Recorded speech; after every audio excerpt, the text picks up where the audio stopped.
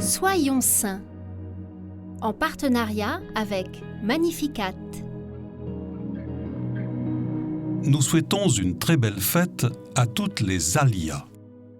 Stanislas Kubista voit le jour en 1898 à Kostrzyna, au sud de la Pologne, dans un foyer de 9 enfants. La famille aime beaucoup la Vierge Marie et récite chaque soir le rosaire. Il est encore enfant lorsqu'il est édifié par la prédication des missionnaires de la congrégation du Verbe divin. En 1917, il doit interrompre ses études car il est appelé à rejoindre le front. Pendant la Première Guerre mondiale, il s'efforce d'apporter un soutien et un réconfort spirituel aux soldats sur le front.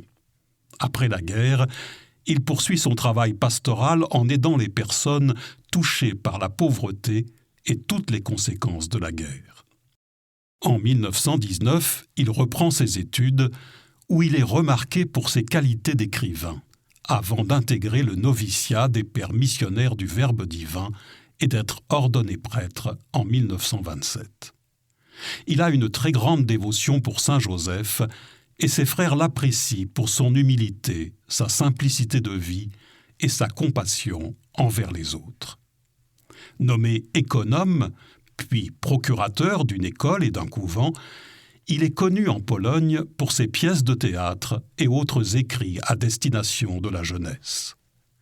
Lorsque la Pologne est envahie par les nazis, il est arrêté avec d'autres membres de sa congrégation.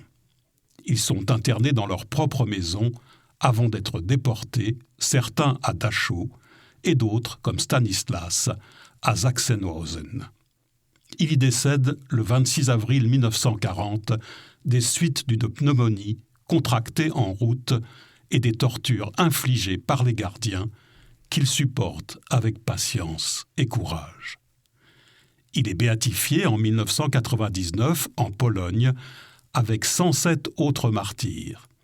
Lors de son homélie, Saint Jean-Paul II rappelle que les bienheureux martyrs disent à nos cœurs « Croyez que Dieu est amour, croyez dans le bien et dans le mal, éveillez l'espérance en vous, puisse-t-elle produire en vous le fruit de la fidélité à Dieu face à chaque épreuve. »